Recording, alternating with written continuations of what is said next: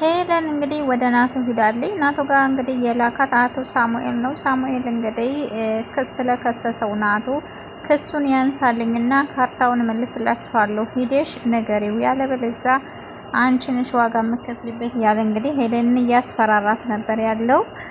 ጽሄ እንግዲህ ቢኒያም ያለበትን ነገሬ ብላ እንግዲህ ናታን በጣም ተናዶባታል። ምን ልታረጊው ነው ብነግርሽ ብሎ እንግዲህ ውጪ አይንሽን ማየት አልፈልግም ብሎ እንግዲህ በጣም ተናዶባታል። የወንድምሽን ገዳይ ምን ልታረጊው ነው? ነውስ መልሰሽ ልትታረቂው ነው?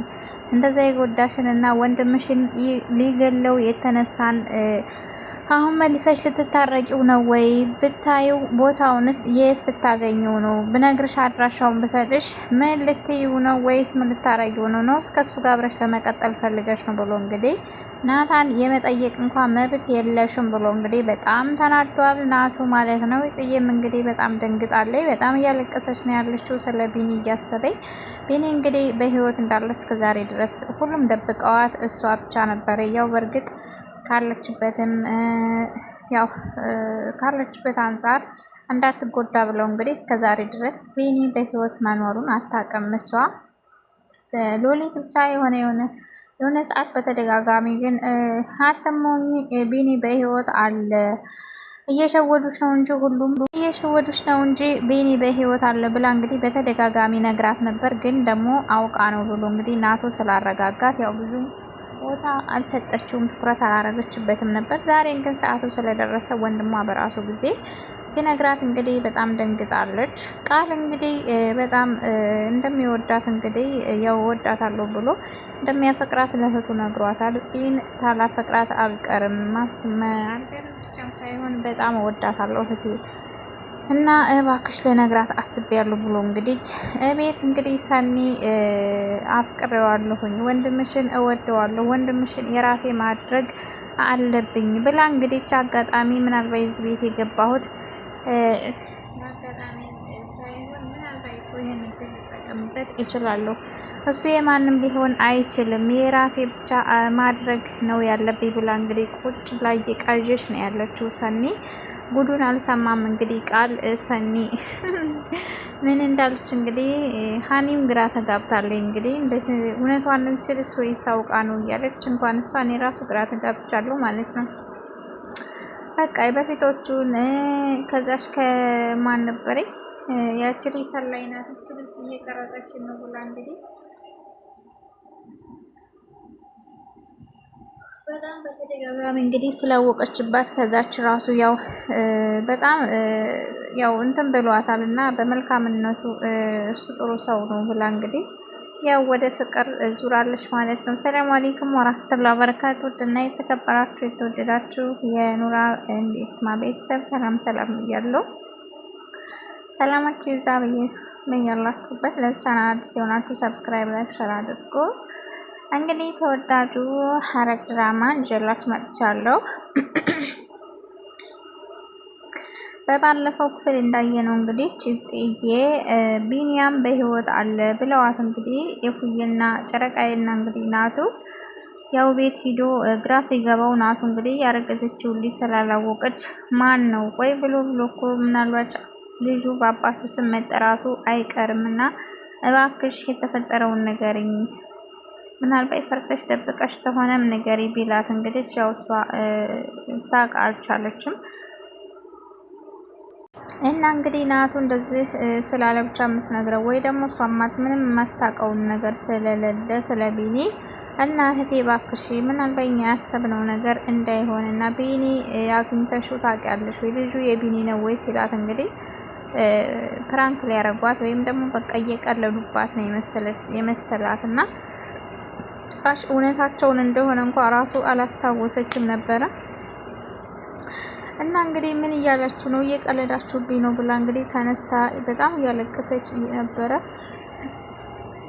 ከዛ ወደ ኋላ መለስ ብላ እንግዲህ እያስታወሰ እየሰከረ ስትመጣ በር ድረስ እየሸኛት በዛም ብዙ ነገር ነበር እያደረገ ያለውና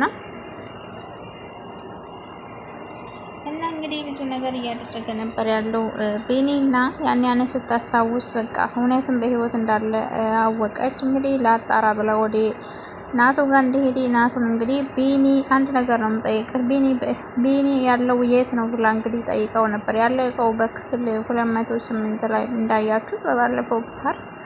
ዛሬም እንግዲህ የቢኒ የት ነው ያለው የቢኒን አድራሻ ስጠይ ብላ እንግዲህ ስትለው ናቱ በጣም ነው የተናደደባት።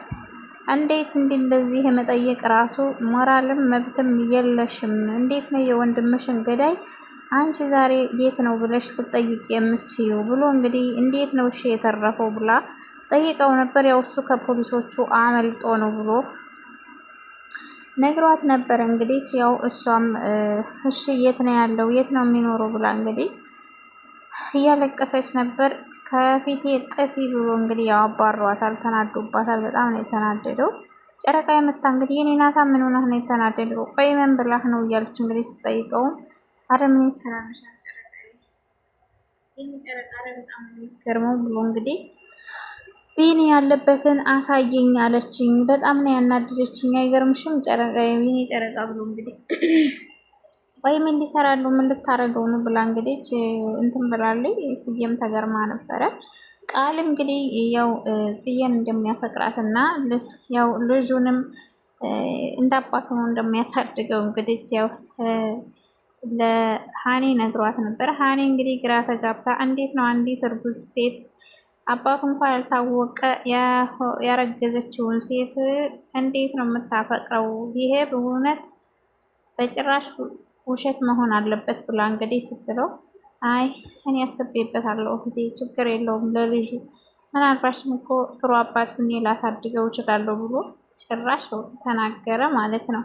እንግዲህ ሃኒ በጣም ነው የተገረመችው ይህን ስላት። ሰኒ ደግሞ እንግዲህ ቁማ እያዳመጠ የነበረ ያው እንደምትወደው እንግዲህ ታፈቅረዋለች። በጭራሽ የዛይ ሴት ሊሆን አይችልም እያለኝ ነው እንግዲህ ሰኒ ራሱ ቁጭ ብላ ራሱ በሀሳብ ራሱ ጨለጥ ብላ እንግዲህ አገር ምድሩን አዳርሳ ነው እንግዲህ ሰኒ ራሱ ወደ ኋላ እያስታወሰች እንግዲህ ቸረረረረስ እንዴ ሰኒ ግን ድፍረቷ እዛ ሰላይ መሆኑ አላንሳብቦ ጭራሽ ደግሞ ቃልን አፈቀርኩ ትላለች። ወይ አሁን እሱ ሰላይነቷን ቆይ እስከ ዛሬ ድረስ እንዴት ነው ቆይ ያልሰማው? መስማት አለበት። በተለይ ደግሞ የናታን ሰላይ ሆና ናታን እንግዲህ እንዳስገባት በእርግጥ ያው አንዳንድ ነገሮች ነግረዋል። እባክህ ከዚች ከልጅ ራቅ እያለች እንግዲህ ሃኒ ለወንድሟ ከማሰቧና ከመጨነቋ የተነሳ ብዙ ጊዜ እያለችው ነበረ። እባክሽ እህቴ ልጅቱ እኮ ተጎድታለች፣ ወንድሟ ጋር ተጣልታ እንደዛ ተጣልታለች፣ በዛ ላይ ደግሞ በጣም ነው የምታሳዝነው፣ ማንም የላትም ብሎ እንግዲህ በጣም ያው ፍቅሩ ሲጀማምረው እንግዲህ ማዘን ብሎታል ከበፊት ጀምሮ ማለት ነው። እና እንግዲህ ዛሬ አብጣዊ ፈንዳ እውነቱን ፍርጥ ማድረግ አለብኝ ብሎ እንግዲህ ቀጥታ ወደ እነ ጽዬ ቤት ነበር ሄደው። እዛ ሄዶ ግን የሰማ መርዶ ሌላ ነበረ። ነገሮች ውስብስብ ያለ ነው። እንደው ሀረግ ሲባል ውስብስብ ነው ማለት ነው። እናንተ እንግዲህ እዛ ሄዶ ቁርስ እየበሉ ነበር ሉሊትና ገኒዬ። መርሲ እንግዲህ አንቺ ቆይ መቼ ነው ከቤት የምትወጪው? ከዚህ ቤት የምትወጪው መቼ ነው ስትላትማ እኔን ነው እያለች እንግዲህ አይ እኔን ነው ብላ እንግዲህ ገኒዬ አይ ከዚህ ቤትማ መውጣት አልችልም፣ ይሄ ቤት ተመችቶኛል ስትላት እንግዲህ ሎሊት ውይ እኔ እንዳንቺ ድፍረት ቢኖረኝ የዚህን ቤት እነዚህ ያሉትን ሰዎች ሁሉንም አውጥቼ ጉሊት ቸርችሬ በሸጥኳቸው አላለችም። ገኒዬ እንግዲህ ተናዳ እንደዚህ ትላት ብሽ ቀውረተሽ መተሽ አሉላት ነበር እንግዲህ ገኒ ተናዳ የሄደችውና እና እንግዲህ ዛሬም እኮ በቁማቸው ሽጠሻቸዋል፣ ከዚህ በላይ ምን ታደርጊያቸዋለሽ ብላ እንግዲህ እላያቸው ላይ እኮ ይኸው ቤቱን ሽጠሽባቸዋል፣ ግን ሁሉንም ነገር እውነቱን ለናታን ከመናገሬ በፊት ካርታውን አስመልሽና በራሴው አድርጊ፣ ከአንቺ በላይ እኮ መብት ያለኝ እኔ ነኝ ስለ ቤቱ ብላ እንግዲህ እረፍ። እሷ ደግሞ መርሲ ማለት ነው እንግዲህ እንደዚህ ሲሉ አቶ ቃል መጥቷል። እንግዲህ ቃልዬ እንግዲህ ጽዬን እየጠበቀ የለችም ብሎት እንግዲህ ጠብቃታለሁ እስክመጣ ብሎ ሲጠብቅ ቆይቶ እንግዲህ ጽዬን በጣም ደብረዋት ከፍቷት እንግዲህ ያው መጣች እና እንግዲህ ሲያያት ተከፍታ ምን ሆነች ነው የተፈጠረ ችግር አለ ወይ ስላት በጣም ከባድ ችግር ተፈጥሯል ብላ እንግዲህ ያው ልነግረው ፈቃደኛ አልሆነችም። ግን ገኒ ነግራው ድንግጥ ነው ያለው። በጣም ደንግጧል። ፊቱ ላይ በቃ የሆነ ነገር ይታይበታል ማለት ነው። ያው እንግዲህ ወደ እሱ ትመለስ ይሆን? ትታረቅ ይሆን? ወይስ እኔን ታፈቅረኝ ይሆን? የኔን ፍቅር ትቀበለኝ ይሆን ብሎ እንግዲህ ያው ነው እንግዲህ እንደዛ ፊቱ ጥቁር ያለው ማለት ነው። እሱ ወደ እሷ አትመለስም በዚህ